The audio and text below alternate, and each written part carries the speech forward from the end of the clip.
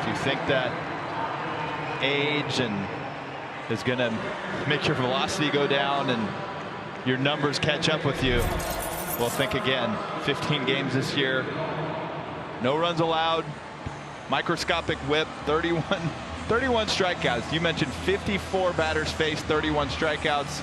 Opponents hitting under 100 off of them. 9 for 9 in save opportunities.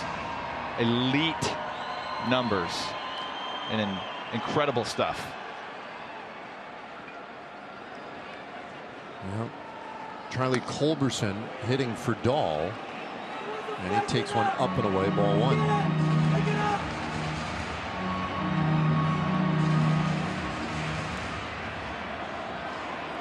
Rangers down to their final 3 outs.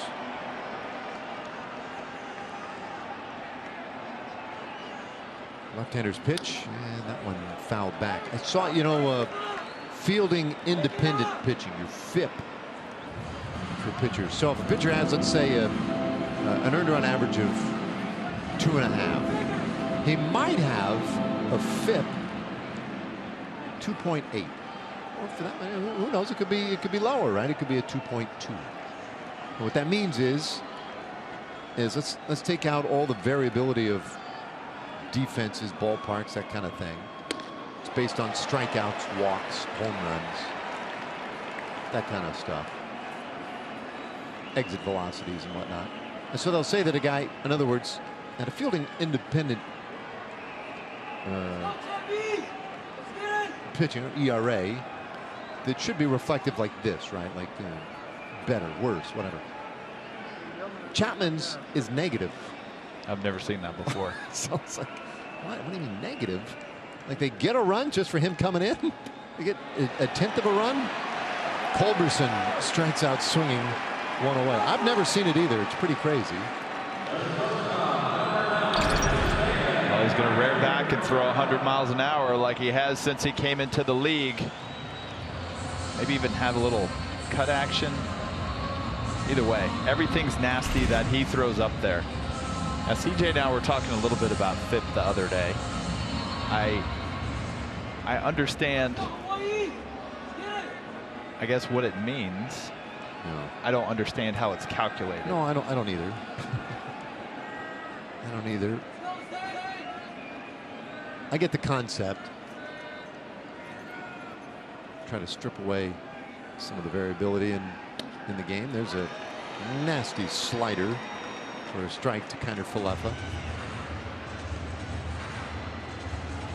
Not exactly the kind of number I lean on heavily.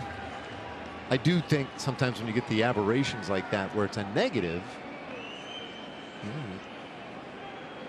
might cause one to pause for a moment.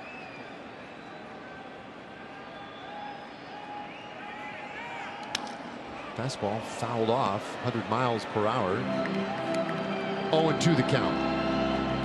I think it's pretty spectacular when you watch a bullpen arm like this get locked in over the course of an entire season. You know, if we were to go and break down the 5 or 10 best seasons out of the bullpen in Major League history, because let's be honest, some of those guys you may not even remember, because guys out of the bullpen can have a tremendous year and be out of the major leagues in 2 or 3 years. Yeah.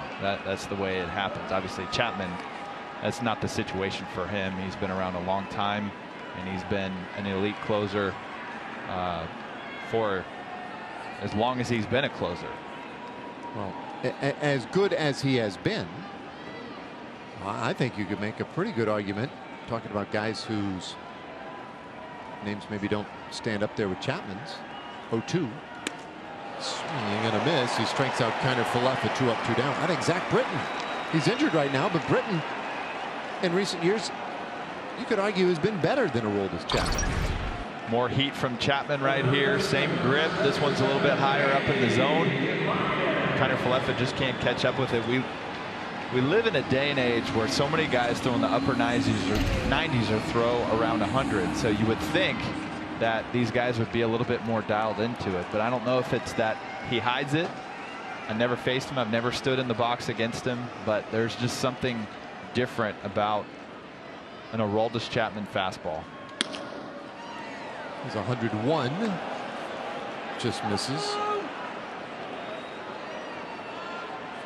How's he still doing it at 33 years old? 100 miles an hour, 101 miles an hour. I don't know. Magic.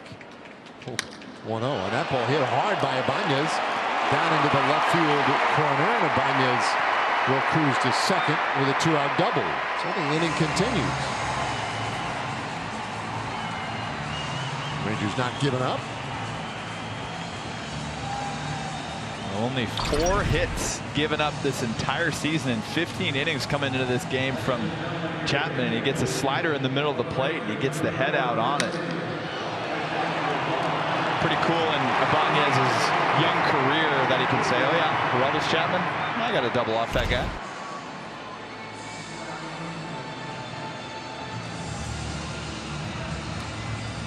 All right, Chris Davis will pinch hit here.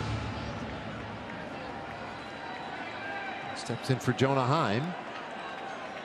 Boy, that run in the top of the inning now looms large because Davis otherwise would have represented the tying run. He fouls back, strike one.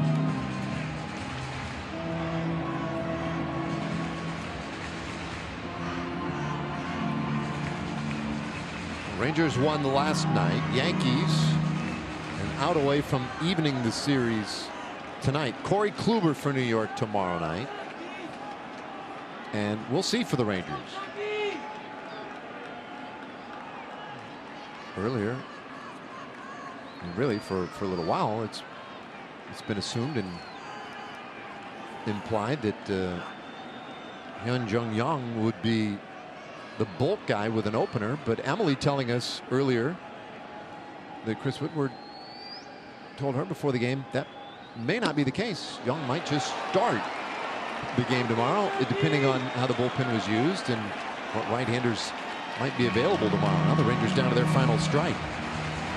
We will find out probably shortly.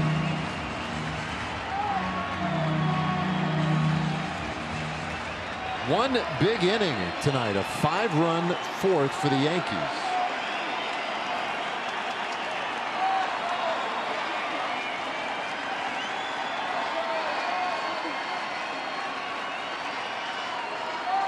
Two-strike pitch. 103 miles per hour.